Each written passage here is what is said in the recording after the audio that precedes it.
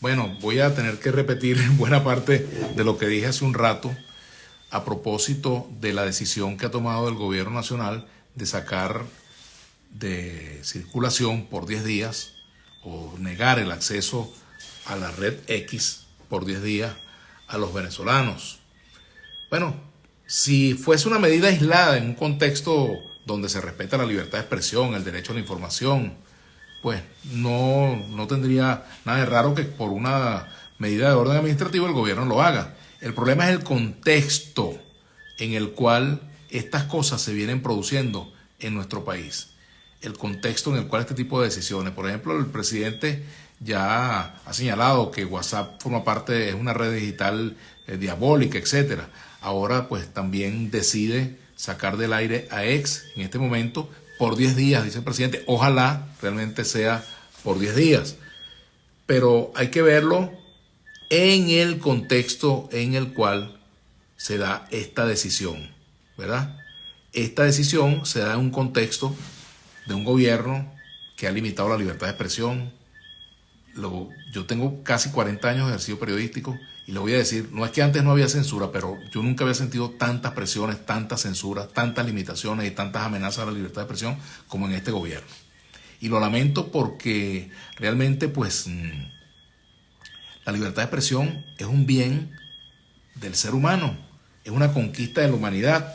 En nuestra Constitución, fíjense ustedes, se garantiza el derecho a la información aún en estado de excepción.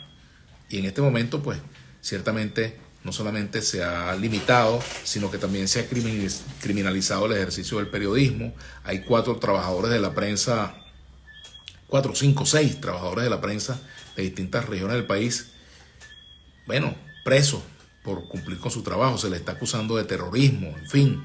Hay otros periodistas presos también en Venezuela, el caso de Carlos Julio Rojas, etcétera. Entonces, evidentemente, cuando se da una medida de esta naturaleza, pues hay que verla en el contexto. Y ese es el contexto que tenemos en Venezuela, donde hay muchas limitaciones, hay mucha censura. En Venezuela, pues, los periodistas, sobre todo las nuevas generaciones de periodistas, se han criado en medio de un clima de mucha censura y, pues, esa no puede ser la normalización de la vida política de un país. Que la censura se imponga, que los periodistas estemos con miedo, que los periodistas pensemos 2 y 3 veces antes de dar una información, que los dueños de medios estén absolutamente preocupados por mantener sus espacios y entonces, bueno, evidentemente tienen que tomar medidas para que sus periodistas cuiden lo que dicen, que hagan una pausa entre la lengua y el cerebro, que cuiden las palabras, que digan las cosas con milimétrico cuidado.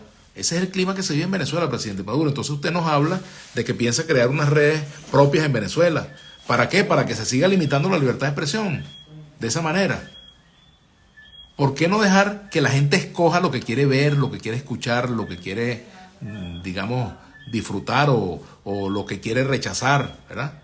¿Por qué tenemos que someternos a esa censura?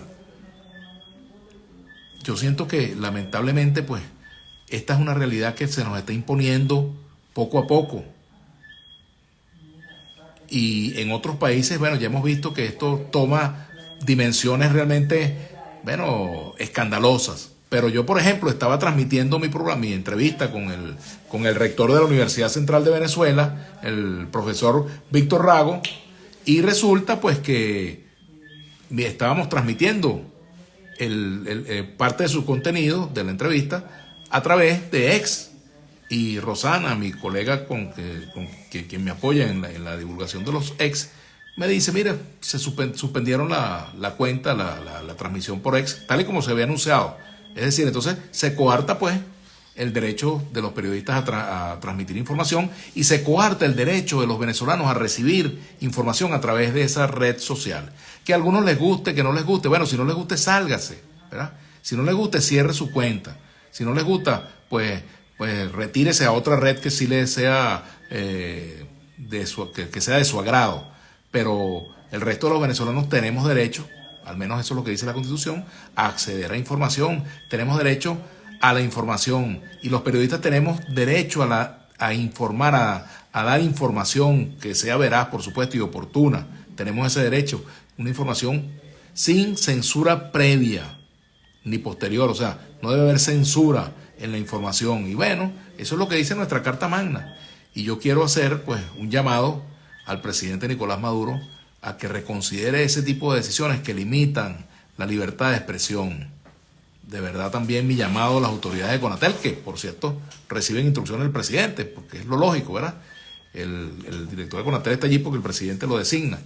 Pero evidentemente pues se les está causando un daño grandísimo al derecho a la información que tenemos los venezolanos.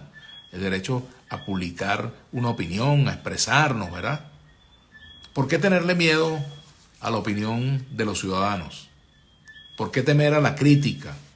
¿Por qué temer a un libre acceso a la información? Que hay una campaña que hacen medios. Bueno, para eso se supone que está un ministro de Comunicación e Información para que diseñe una política comunicacional, bueno, asertiva, que pueda dar buenos resultados.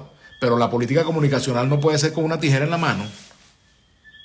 Esa no puede ser la política comunicacional de un gobierno, con un teléfono ahí llamando a los dueños de medios, llamando a los periodistas, o con un tribunal para meter preso a los periodistas que digan cosas que al gobierno no le gusta, o acusando a los periodistas de ser terroristas o de ser conspiradores. Realmente, mire, es una hora triste esta que vive en nuestro querido país, nuestra Venezuela, y también es una hora triste para el periodismo. Los periodistas en Venezuela, y creo hablar por la mayoría de ellos, tenemos miedo. Sí tenemos miedo porque, bueno, sabemos que hacer el trabajo trae consecuencias, ¿verdad? Muchos han sido despedidos, otros son mandados a sus casas, otros reciben advertencias, otros reciben citaciones, otros son allanados, otros son detenidos, son acusados. O sea, ese es el cuadro en el cual tenemos el periodismo hoy en nuestro país, ¿verdad? Y no se puede entonces hablar, no se puede opinar, no se puede cuestionar. Así que este cierre de X para mí es un llamado de alerta. Es un llamado de alerta. Se encienden alarmas cuando ocurren estas cosas en una sociedad que pretende ser democrática. Así que yo quería hacer este comentario porque de verdad no estoy cómodo con esta situación, ni ningún periodista venezolano puede estar cómodo con esta situación, con la censura, con este tipo de decisiones. A mí me importan 10 pepinos lo que pase con el señor Elon Musk, él con sus negocios y sus cosas, pero resulta que esa es una red social a través de la cual los venezolanos nos comunicamos. A mí no me importa lo que pase, digamos, con los asuntos económicos de ese señor o con la diatriba que él tiene con el presidente Maduro. Eso es un problema entre ellos. Pero a los venezolanos lo que nos importa es mantener nuestro derecho de estar comunicados, ¿verdad? Porque fíjense, la gente se va para las redes sociales, ¿por qué creen ustedes? Porque lamentablemente en los medios tradicionales no se encuentra la información que la gente quiere ver. No se encuentran las figuras que la gente quiere escuchar. ¿O cómo fue la campaña electoral que acabamos de vivir? Fue una campaña electoral que tuvo como eje, sobre todo para las fuerzas opositoras, las redes sociales, porque la gente se expresó a través de ellas. Y pareciera pues que lo que está detrás de esto es precisamente el dejar a nuestro país cada vez con menos mecanismos para que nos informemos. Así que yo le hago un llamado pues al presidente de la República para que reflexione sobre esas decisiones que está tomando. Y también quiero hacerle un llamado a mis colegas que están en el Partido Socialista Unido de Venezuela, a mis colegas que están en el gobierno, a mis colegas que están en direcciones de medios de los distintos ministerios, institutos autónomos, gobernaciones, alcaldías, que piensen en el daño que se está haciendo cuando se toman este tipo de medidas, ¿no? Que serán por 10 días nada más, ojalá que sí sea. Ojalá que sí sea y que en 10 días pues yo pueda decir, oye, qué bueno que regresó X, o qué bueno que no sacaron Instagram del aire, o de las redes, o qué bueno que seguimos teniendo WhatsApp, lo que queremos quedarnos en WhatsApp, ¿verdad? Porque esa es otra, fíjense ustedes, con la decisión en torno a WhatsApp, uno se pregunta, bueno, ¿y qué va a pasar, por ejemplo, con los consejos comunales que se comunican a través de X, con los grupos de vecinos que tienen sus condominios comunicados a través del WhatsApp? ¿Qué va a pasar, por ejemplo, con aquellos sectores que reciben, que organizan, que si la Bolsa Club o los comités de las mesas de agua que se comunican a través de estas redes? Es decir, que lamentablemente pues todo esto pues está pasando y no se miden las consecuencias de las decisiones que se toman. Se toman decisiones a veces más con el hígado que con el cerebro. Y entonces eso termina causando daños, pues, ¿verdad? Así que Dios quiera pues que esta decisión sea temporal realmente por esos 10 días y que esos asuntos administrativos que supuestamente existen entre ex y el gobierno de Venezuela se puedan resolver desde el punto de vista legal, si existen de verdad. Porque fíjense ustedes, aquí hemos sufrido también la salida de las cableras.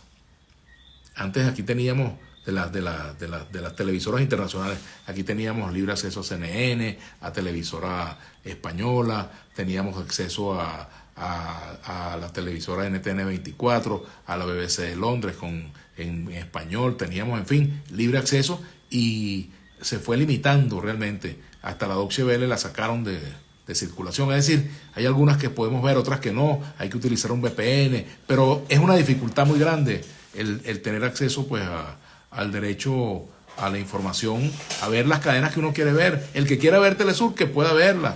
El que quiera ver, caramba, la televisora mexicana, que la pueda ver. El que quiera ver sus novelas, sus películas de esas mexicanas antiguas, que las vea. O sea, que exista el libre flujo de la información. Y esto que yo estoy diciendo no es ninguna conspiración. Yo no estoy llamando a ningún golpe mediático, ni a ninguna conspiración, nada de eso. Lo que estoy en contra es que se venga haciendo realidad de la peor manera ese concepto que se llama la hegemonía comunicacional. Para mí, la mejor hegemonía comunicacional es la que no existe. Que exista pluralismo completo, total diversidad de acceso a los medios, que los medios sean elementos para la crítica, sean espacios para la crítica, para el debate democrático, que algún día en Venezuela podamos tener un canal del Estado que sea realmente de todos los venezolanos, una venezolana de televisión que sea realmente de todos los venezolanos, que los distintos canales públicos realmente lo sean, que las televisoras de servicio público no sean televisoras convertidas en megáfonos de un partido político, ¿verdad? Y que tengamos programas edificantes en todos los medios, ¿verdad?